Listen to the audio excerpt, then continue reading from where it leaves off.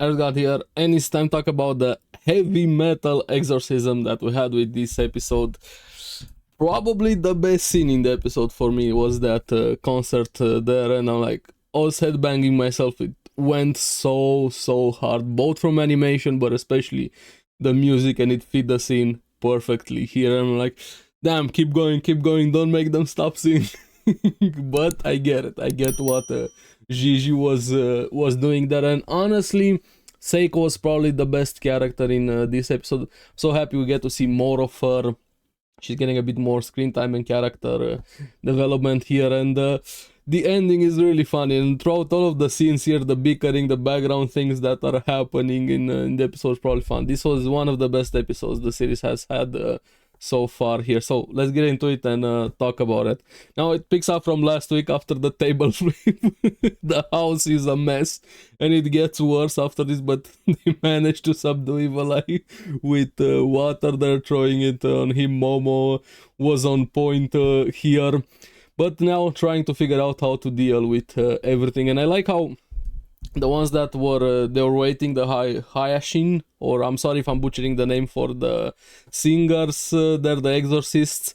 But the first impression I got from them when they showed up, they're kind of dorks, honestly. They showed up, hey, we're here, sorry we're interrupting. Seiko's like, okay, so if you're interrupting, just leave. And they actually leave, but then they come back and realize they're the ones they're waiting for with the exorcism. They really reminded me of the Guinea Force. The poses they made there so much. But they're big dorks, but very talented dorks here. And when that music started, I feel like the vocalist, the singer guy, reminded me so much of the voice actor for Bastard, heavy metal, dark fantasy there, like, and it fits so well. If you guys haven't watched anything Bastard, especially the remake, watch the remake. Is such a fun series, but very ecchi. Just so you guys know what you're getting yourself into. Fun series, but ecchi series there. So highly watch Bastard. I don't know if it's the same voice actor, but output money. I'm probably sure it's him. Let me know in the comments below if it gets out. I checked Mal and Annalise, wasn't confirmed if it was him yet, but yeah, it was great hearing him again if it was the same voice actor. And yeah, more Bastard. But when the music started, holy shit, it went hard. And just the visuals, everything, the spirits becoming the crowd for the music, the headbangs. Even Ira, she started, no, I don't want to hear it, but when the music got going, she started herself. All of them there, and everything went well, just like a live concert here, but a spiritual exorcism concert. And it definitely started affecting Gigi and Evil Eye, even though apparently those guys can't sense or see spiritual energy there, but their sounds can echo in the spiritual world, just showing the power of music. And yeah, music is the universal language, and I really like that when series incorporate that a lot more. Is true for everything here, but damn, it went hard here. And like I said, it started affecting Gigi and Evil Eye. And Momo, when she was holding him down, she kind of saw the reaction. She read what was going through Gigi and Evil Eye's minds here, and Gigi started caring about Evil Eye, feeling pity for him. Evil Eye just wanting to play, just wanting a play partner. Even though there's a bit more, I thought last episode that he did a lot more evil things to those kids there, but maybe Evil Eye could be good deep down. I do hope we get to actually have a conversation with him at some point, not just fighting and threatening each other. I'm curious where this is gonna go there. And Gigi was just begging and begging more and more for them to stop, not to kill Evil Eye. Don't kill him. He just wants to play there. Don't kill him. And Seiko steps in, stopping the music. I was like, I get why. I agree. Yes. Let's see where this is gonna go with Evil Eye and Gigi. But goddamn, run it back, and I wanna hear that music again. And I started from the top, listen to the song again, and then I watched the scene that came after here. And Seiko was awesome this episode. Like I said, just simply absolute Giga Chad move there, saying, I'll have Evil Eye join my family. Damn. Okay, Seiko. I like it here, and everybody pitching in.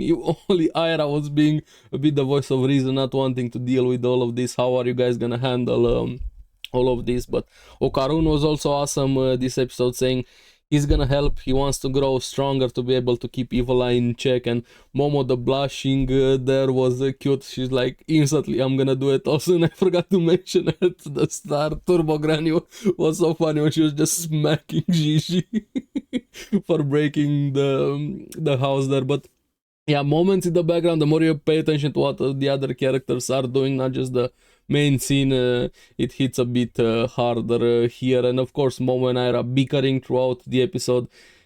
Just the best friends. They feel like more of a married couple. The bickering is fun between them. And of course, while everything was going on, it started raining. Because why not? And another Evil Eye moment.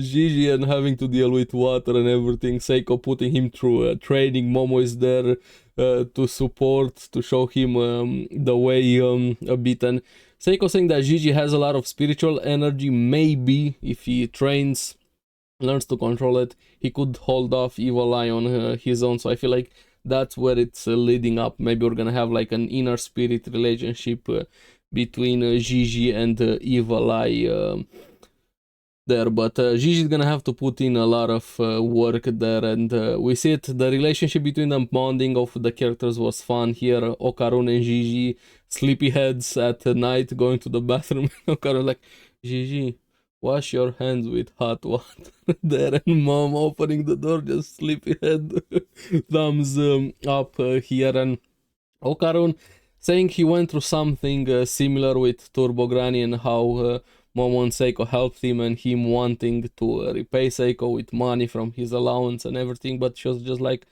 pay it forward. That's what it means to help somebody else. And yeah, that would be great. I know it's cliche to say that, but if more people would think along those same lines, we'd be living in a much better world. But this is just me hyper optimistic and idealistic when I see scenes like this there, and that's why I watch anime and stories, and I like things like this, because escapism here. But yeah, maybe I'm getting a bit too real, being going through some things also personally. But yeah, I would wish more people to have that mentality there, would have a better world here. But Okarun also saying he's just putting up a brave face, a bit. I'm paraphrasing, just mimicking Seiko, very much admiring her. He's doing the same thing for Gigi that Seiko and Momo did for him, and being there for his friend with Gigi, considering how the relationship started here. But yeah,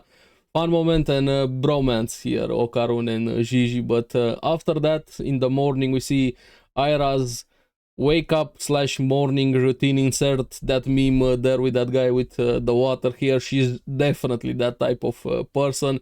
Meanwhile, Momo is more my speed, full on lazy, barely waking up. I'm not good in mornings, no matter what. If I'm free, if I work, if I'm busy, if I'm whatever, if I'm sick, if I'm feeling the best ever, the day before, mornings always suck for me. But Ira, I don't know how she does it, but Momo is my spiritual animal when it comes to waking up in the morning, and them always bickering. Because why not? That's fun. And Momo thinking of getting a part-time job to help with fixing the house because it's a mess. They kind of froze a bit sleeping during the night there. And she kind of has a reputation of fighting and arguing with bosses and quitting very soon. But yeah, I've changed. I'm curious how that is gonna work out, considering what happened. We have Momo's friends are probably the best wingman you're ever going to need if you wanna get together with your crush, if you wanna find some love, if you're going to a bar picking up somebody. They're the best to have on your side. They literally kidnap Okarun. You're coming with us for a date, holding him hostage. He was struggling so much, poor guy. But he won with this. They take him to a maid cafe, and of course Momo is the one working there. That's the part-time job. And she dies of embarrassment. But yeah, those friends are amazing. We need more friends like that in our lives here. But I'm curious how the next episode is gonna go. with the maid cafe job here. But fun episode. Now I'm gonna go listen to that song and rewatch the scene with the music again. Awesome, probably one of the best scenes in the entire anime we have had so far.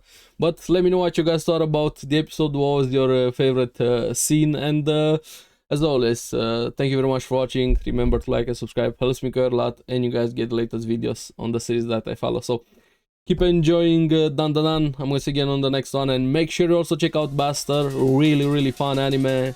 Bye bye.